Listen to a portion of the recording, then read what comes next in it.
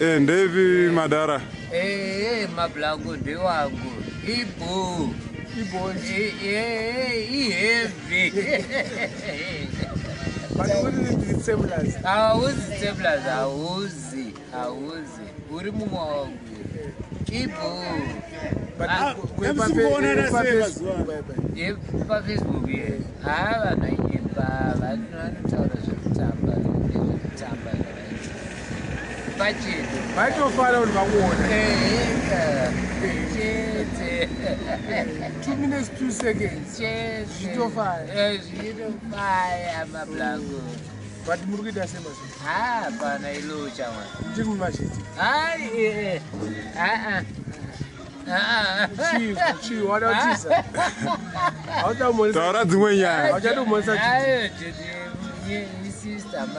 saka udaoina aribo ndakeda keda ubi moli tofu naprisila masister areas udaenda kudiko haunanyanyosimba stereka ani lini komesi gogo Messi, aitobvunza aika zvakaipa masista aitobvunza tadza ndikutaura serious wedu kakambodanana nhinga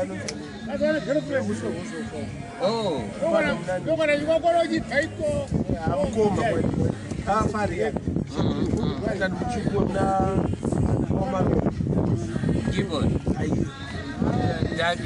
tuduwe gara basa bona kwenda saka what's wrong with you anti mwana wake ari Babylon ukirito chavari kabata akakuona wakanobva kuti ane akwa kudhara vakwana chana kwedu masure andina iyo ndiwakasimba kaenda saka uda utize ichi aivamira chitaura zvekupedzisira hatina madhabhi panapa tipawedzera tikunakirwa timanikidzana kupinda muvhidhiyo aiwa apa maita zviri bobo because vanhu vanonakirwa itoona kuti muripo Madara kumaraini kozi havana undoona ndine ndiri kubhiyandisi saka nezvavakuziva getsa ayo chimbotora gara apa tese tiripo pano on a Sunday lazy Sunday unotye chinhu